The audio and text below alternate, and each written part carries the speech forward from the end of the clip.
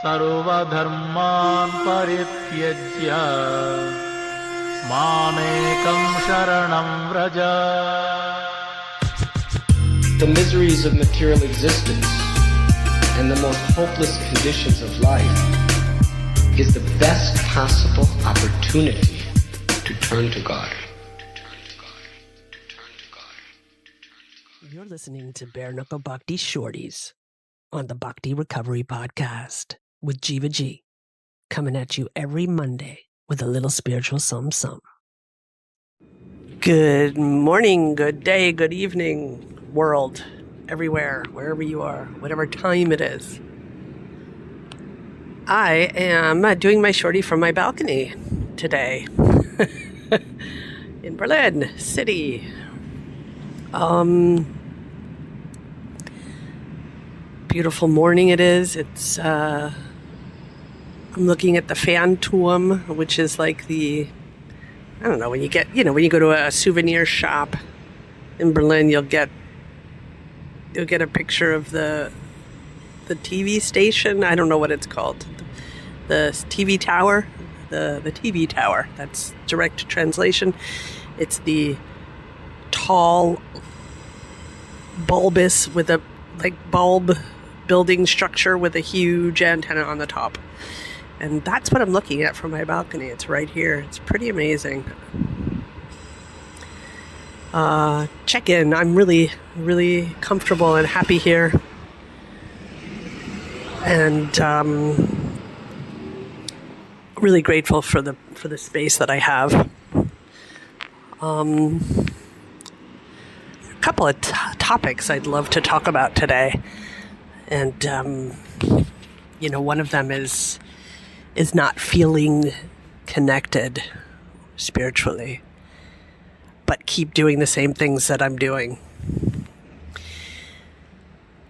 And which means I'm on. So how does that reflect to me? Or to anyone who's trying to work a program, a 12-step program, a God-centered 12-step program. And sometimes we just do what we do. We just continue with life in this material world. We have jobs, we have commitments, we have responsibilities. We move within this material world. And often we lose contact with the inner voice of the part and partial part of us that is fully connected with our Creator. And sometimes that can feel scary. It doesn't feel scary for me at the moment, but sometimes it has in the past, and it might in the future at some point, but I don't feel scared about it. It's just something that I've noticed. And what I wanted to talk about was that even if I don't feel connected, we talk about faking it till you make it. And I think that's the key to open that door to say, okay, I'm not feeling it, but I'm still doing things that have worked for me in the past, and I'm still on that mission. It's like any relationship. Even when the romantic part wears off and you're not feeling, the honeymoon phase, when you're in love with God, when you're in love with somebody, we are material beings, and this eternal love for God, you can name me maybe anyone who has that. I don't know. So I can't judge that. I can't say that someone that I know, or I can't claim to say that I know someone is in constant contact with that loving connection. However, there are bona fide and ways of keeping that contact, whether we feel it, quote unquote, or not. So until then, like with any relationship, we make a decision and a commitment. I would love to tell you that you fall in love with God and you fall in love with your relationship with God, and you live happily ever after. Yeah. I would love to be able to announce that with confidence. But what I can say is you fall in love with God, we make a commitment to continue that relationship with God and build on that relationship. And we're lucky when we get little glimpses, little teeny droplets. Oh boy. So I had to pause there for a second because the phone was ringing right in the middle of my shorty. I usually put it on Do Not Disturb. So where was I? I was talking about commitment and relationships. If it's a little chopped off and then again started, excuse me, but I had to take a phone call. Anyway. So sometimes spirituality looks very practical, which means making a decision and sticking with it. And trying it out. That's kind of where I'm at the moment. It's like a lot of my spirituality is looking very practical. So, I mean, and I can see, I often hear from a lot of people, yeah, I'm just so tangled up in material things that I can't be very spiritual. But I really try to see things not in that lens, because that's this duality thing. That's kind of like, okay, that there's this world and that world. And then we don't want to be like thinking that we have to leap between one world and the next world. That's just not something that's kind of sustainable. And you sort of just like run from one world to the next. Bringing them both together. Sometimes just doing the dishes is a spiritual act of taking care of what needs to be taken care of, especially for recovering addicts, especially for people who like to avoid responsibilities, especially for those kind of things. Making a good decision in G-O-D, God, good orderly direction, sometimes is a very spiritual decision. Working on relationships, looking at our part in things, looking at God's hand in things, looking at where I can improve in this material world through a tool. This material world is anyway just a tool for us to realize that we're parts and parcel of Krishna. This is sort of the oh, okay, smart Alec. This is okay, your wish is to work out certain things and to understand God in a certain way. So boom, there you are. Here's a life on this earth, in this body. This is what you got to work with. And there's no sense in looking at someone else's body or someone else's, Aufgabe, someone else's, I don't even know the word in English. His duties, I guess, in life, or his lessons to learn, or her lessons to learn. It has really nothing to do with the body that we're given. Someone told me something really great. Never look at what's on anyone else's plate, only to make sure that the plate is full with food. So don't look at anyone else's plate and say, oh, they have more than I do, or they have more peas, they got more carrots, I wanted more carrots. No, you just make sure that you're okay with what you have on your plate. Adjust it as you can within your power. And if you are looking at anyone other's plates, you're trying to make sure that they're happy with theirs as well. And that's service. And that can really only be done here on earth with our practical tools. It can't be done in the head. I can't think my way for someone else to... I can't think my way or wish my way for someone else to have a better life or to make sure that they're okay. I have to do things, acts of love, spirituality, and loving God and devotion and service is an act. It is not a thought. It starts with a thought, but the thought has to become real. It has to become reality in this material world.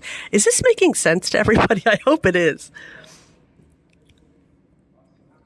So while we're meditating and connecting with God, which is really important, I'm sorry, I had a little bit of like a condescending character in the way I said that. I didn't mean it that way, but I'm condescending myself, actually. That if I think I'm just truly my heart and heart connection, which is a part of it, it is. In stillness, there's a lot of knowledge. But I can't live in that stillness. It's not going to work. Not here in this material, this body that I have in this Western world, in this Berlin city. It's not going to work. I can't sit in the middle of the city and meditate my way into something, into God. I mean, I can, I guess, if I was the person, but I'm not. I was given hands and feet. I was given a brain and a heart. And I was given the Dharma, the Dharmic responsibilities. I was given my karma, or I gave myself my karma. I made those decisions. And here I am. Here I am. This is what I have. It's like a whole, like I've been given it's not even like I've been given everything that I need in order to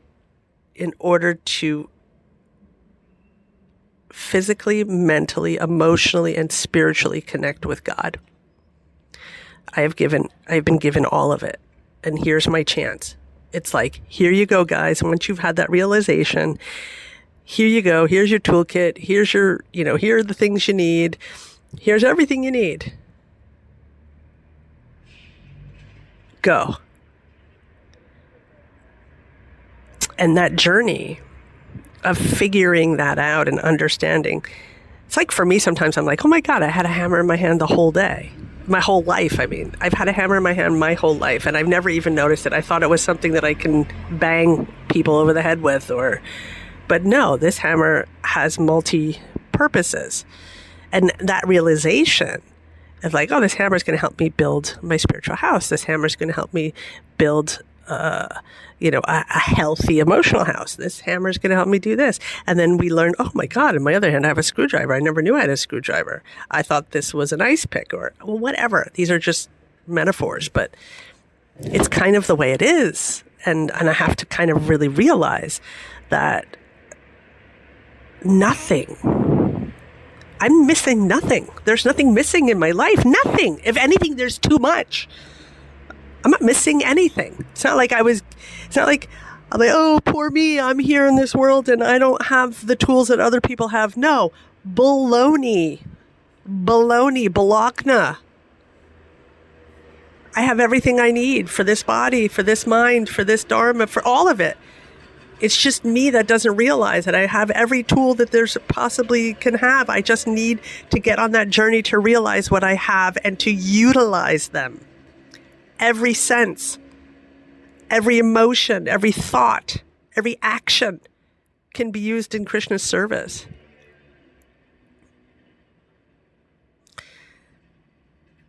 Yeah.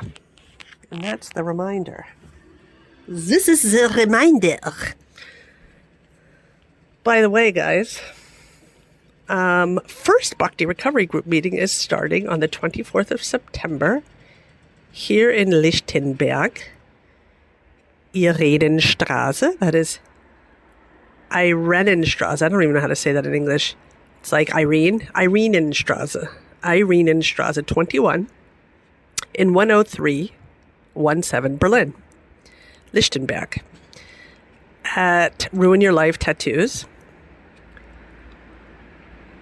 Big shout out to Philly, Haridas, for opening his shop for me to open this wonderful service. And we will be meeting every Wednesday.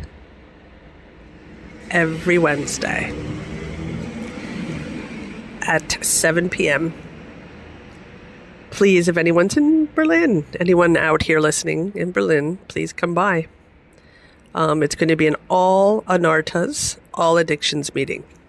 I also wanted to let everyone know, just, I get a lot of emails and a lot of inquiries about our meetings online.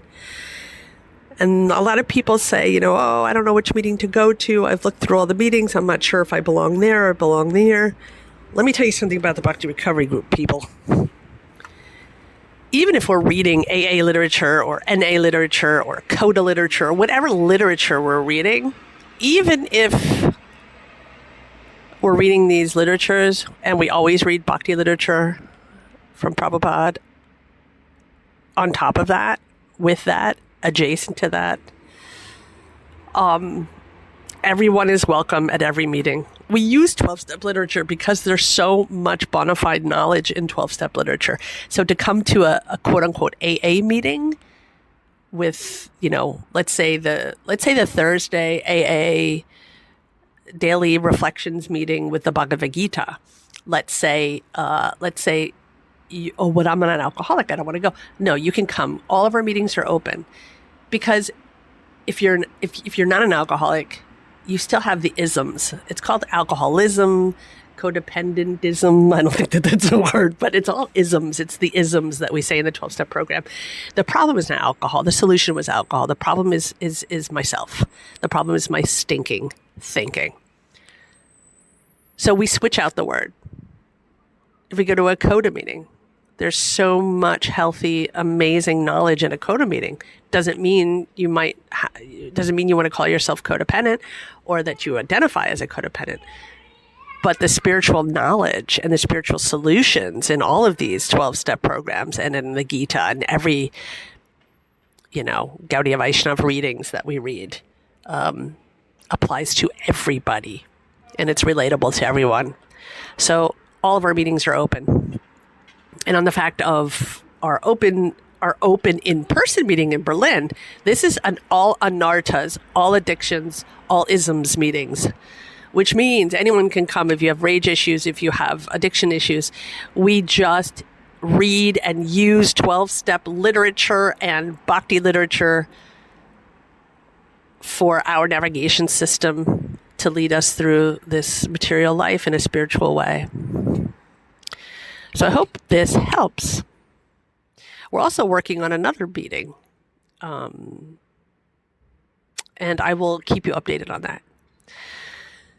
Another meeting in Berlin, in Pankow. Sorry, I say Pankow because I'm American, but it's Pankow, and it's at this really. No, I'm not going to say anything until it's finalized. But anyway, we're there every Friday. I'll put it in the show notes. We're there every Friday, not the Bhakti Recovery Group, but we're there doing kirtan every Friday at 6:30 p.m. The address I will put in the show notes. And you're welcome to come and join us there as well. It's not a recovery meeting, but it's a really nice mix of people. So come on down there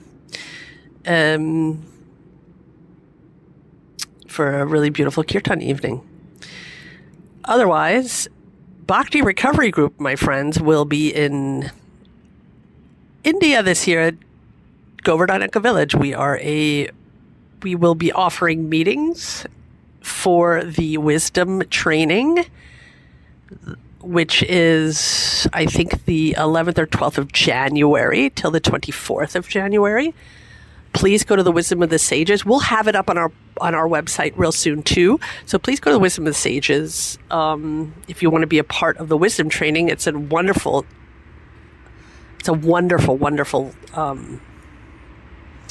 thing to do. There's so much wisdom. Kastuba will be there, of course, and Raghu as well. So we'll all be there. And as usual, there will be daily Bhakti Recovery Group meetings. I've made so many nice, beautiful connections there.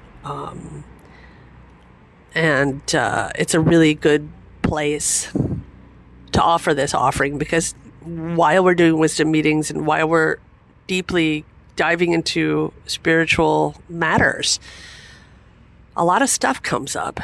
And having the Bhakti Recovery Group there has always been really, really nice because it's a place where people can come and share their reflections and how it reflects to themselves and their life and what can we do to incorporate all of these spiritual teachings in a very practical, pragmatic way. So sign up for that. And there's so much more coming up. In the winter, we'll have late fall, we will have, we'll continue the step workshop. We just completed steps 1, 2, and 3 in a group. And we will be continuing in November. We will be continuing early November. I'll get the dates out as soon as possible. Steps 4, 5, and 6 in a workshop. Keep your eyes open on the website, www.bhaktirecoverygroup.com. We're also having a celebration in October because it will be our 5th anniversary of the Bhakti Recovery Group. 5th anniversary. We'll have speakers. Kastuba will be speaking. Raghu will be speaking. I'm trying to get some other movers and shakers to come and speak. We'll have a marathon meeting. It should be great. And I'll keep you all posted. You can just always look on the website and see what the new events are coming up. We're working hard to keep this going. And on that note, please, if this is doing something for you, if this is giving you something, if this is helping you in some way, supporting your path in recovery or in life or self-reflection, we are self-supporting, which means we can exist only on the generosity of our listeners and our members. So I would encourage you, once again, if you can, go to our website. You can donate through Wise or you can donate through PayPal. If you're having trouble going directly to the PayPal, copy paste the link for PayPal and you'll go directly to the Bhakti Recovery Group. Some people have had trouble because I think it's a cookie thing in Google. Sometimes if you press the donate link, it goes to your own PayPal. But if that happens to you, just directly copy paste the link and it will lead you directly to our PayPal. So on that note, my friends, please have a wonderful day. I love you all, and we'll talk soon. Till next week. Haribol. Thanks for listening. I hope you liked the Monday Shorties. Don't forget to check out our full-length episodes on Thursdays. If you like what you heard, spread the word. Peace out. सर्वधर्मान् परित्यज्य मामेकं शरणं Vraj. The miseries of material existence and the most hopeless conditions of life is the best possible opportunity to turn to God.